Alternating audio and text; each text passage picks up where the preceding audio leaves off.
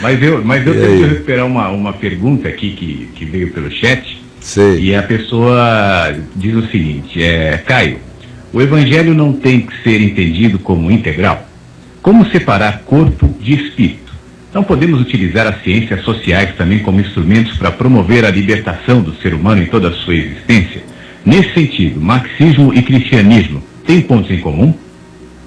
Bom, primeira coisa é que eu não sou desses que pregam qualquer dualidade. Eu falei aqui do ente integral. Toda a minha vida foi pregando sobre a integralidade do ser.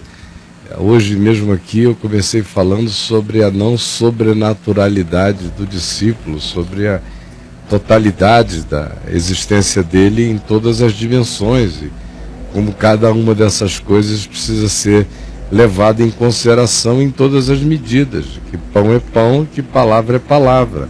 Enfim, eu não sou essa pessoa. Então, eu não advogo esta causa, eu não tenho essa ideia, nunca tive. Desde novinho na fé que o meu entendimento do Evangelho me trouxe uma noção não dicotomizada nem tricotomizada de nada, mas integralizada de todas as coisas. Agora, se você disser e me perguntar por que tem gente que pensa assim, eu dizendo a você, eu não sou esta pessoa, pensam assim por causa de uma quantidade enorme de causas possíveis. Em primeiro lugar, por uma questão de natureza essencial, porque acreditam e precisam acreditar que o mundo da divindade é separado do nosso, que é para dar uma autonomia de inconsciência e insensatez a tal pessoa nesse mundo. Ou seja porque ela foi assim educada, ou seja porque ela foi influenciada por alguma filosofia dicotômica, por qualquer outra razão. Agora, vindo mesmo à sua questão crucial, que pergunta, na realidade, se existe compatibilidade entre o Evangelho e o marxismo, eu lhe diria que entre o Evangelho e o marxismo, não. Porque o marxismo é um sistema e que quer ser adotado de cabo a rabo como sistema. E o Evangelho não é o evangelismo, ele é a qualidade da Boa Nova. Então, ele tem pontos de coerência e, na realidade, a construção histórica, cronológica, manda que eu a faça invertida e da seguinte forma: Marx tem alguns pontos de coerência com o que o Evangelho ensina, mas o Evangelho não poderia jamais caber dentro do marxismo. Então, assim como existem pontos de coerência entre o Evangelho e várias outras postulações ideológicas na vida, mas o Evangelho não cabe em nenhuma delas, justamente porque todas elas são seccionadas, todas elas fecham o sistema e absolutizam o sistema em torno de uma ênfase. No caso das ciências sociais, as relações sociais. E o Evangelho transcende a todas as coisas e tem as suas implicações em cada dimensão da vida. Por isso é que a integralidade do próprio Evangelho não permite, no meu coração, que eu me entregue a qualquer redução sistêmica do que possa ter uma base no Evangelho, mas na sua construção seja a própria redução do todo do Evangelho. Você entendeu, meu irmão? E aí? O Evangelho não cabe, cara. Não cabe, amigo. Não cabe. Vai caber em Marx? Ou no marxismo? Não cabe. Não cabe. Não. Marx tem alguns pontos de contato.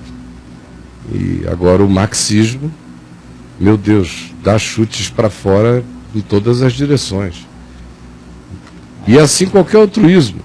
Sim. Eu comecei hoje o dia falando do cristianismo.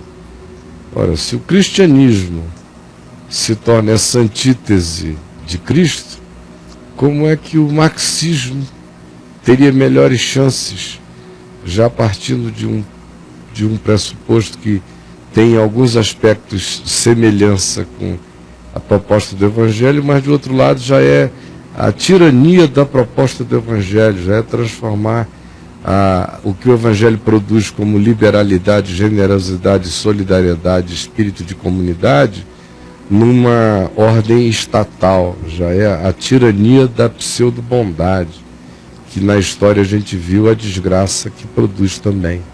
Toda tirania é tirania, mesmo que seja da solidariedade. É morte para o ser. Mas e aí, brother? Muito bom, Caião. Caião, o pastor da minha igreja diz que em João 15, Jesus falou que todo aquele que não ganhar almas irá para o inferno. Ele diz que os frutos que Jesus mencionou são vidas que devem ser evangelizadas e levadas a Cristo. O que você acha dessa declaração, Caio? Essa é a que eu ouvi desde que eu era criança, né? E que já acabou em boa parte das igrejas que se neopentecostalizaram, que acabou nas que não se neopentecostalizaram, mas ficaram um pouco mais esclarecidas, mas continua sendo a mesma confissão das igrejas de antigamente. Quando eu me converti, a igreja evangélica quase como um todo ensinava isso, que dar fruto de Jesus na sua vida era, em primeiro lugar, você, depois de ter cumprido os ritos, de ter sido batizado, ter acesso à ceia depois do batismo e dizimar, se tornar comprometido, o primeiro outro elemento depois dessa tríade de manutenção interna do Deus Igreja, o primeiro outro elemento importante quanto a afirmar meu vínculo com Jesus e a minha frutuosidade em Cristo era falar de Jesus para as pessoas. O segundo sinal era falar e obter resultados. Não bastava falar, tinha que obter resultados. E a obtenção de resultados não era gente que conhecesse a Jesus, gente que dissesse que tinha crido em Jesus, pedido para orar, que quisesse estudar agora a Bíblia em casa.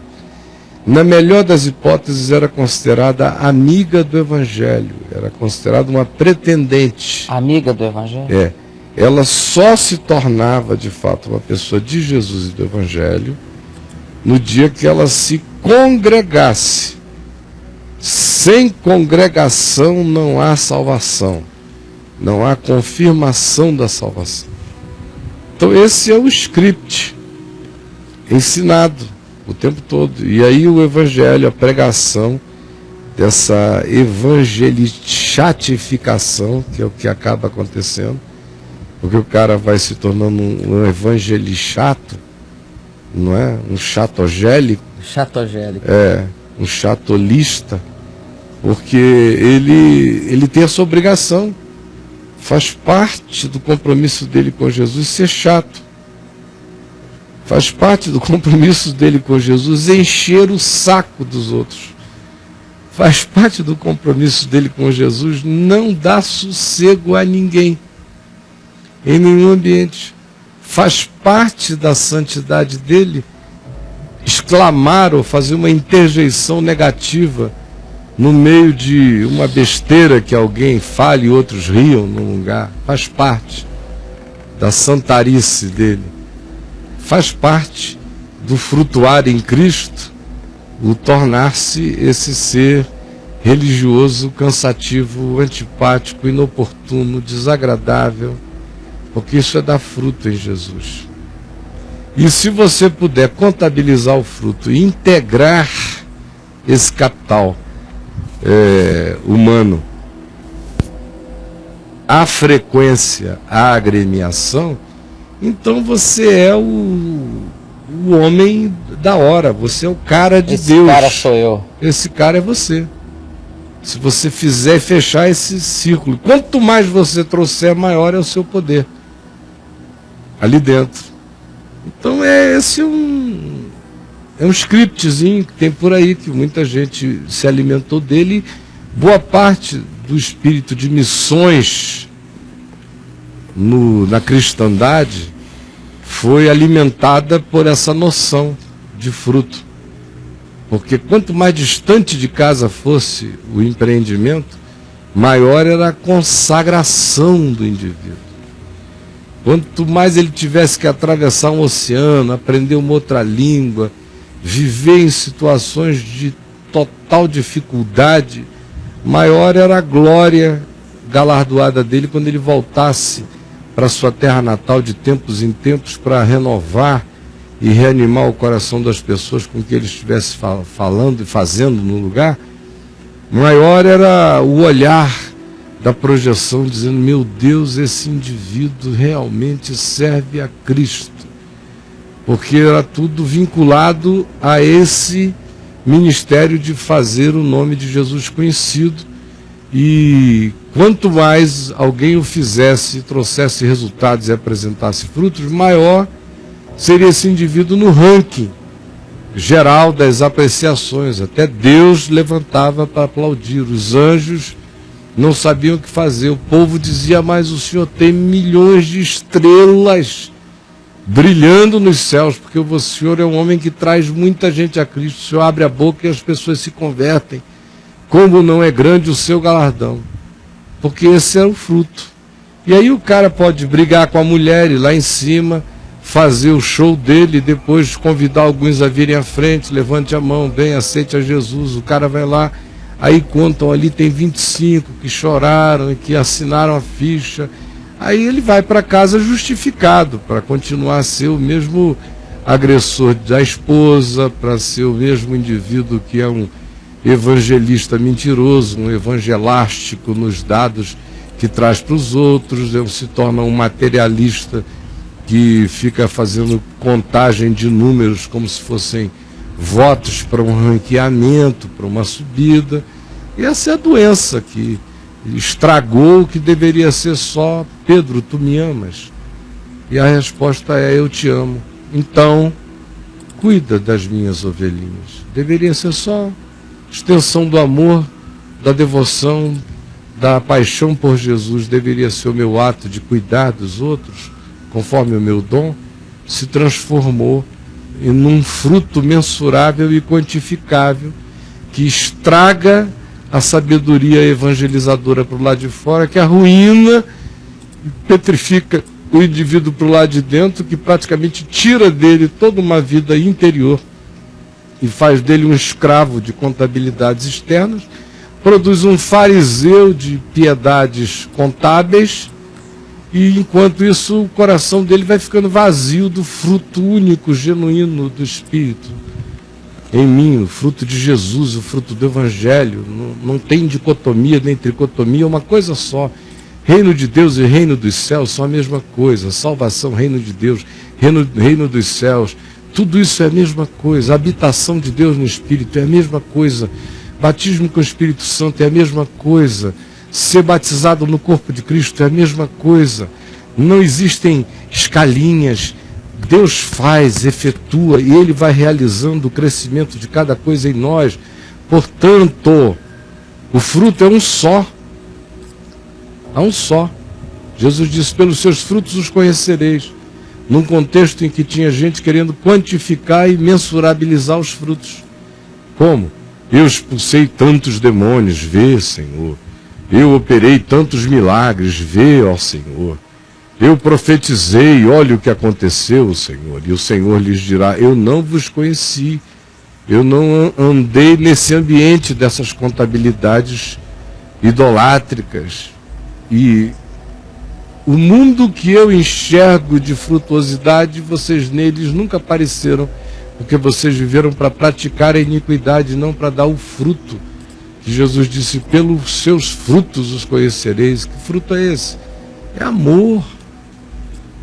É alegria, é paz na vida, é bondade nas expressões do ser, é longanimidade no exercício da paciência generosa e acolhedora, é fidelidade, é mansidão, é autocontrole, é domínio próprio.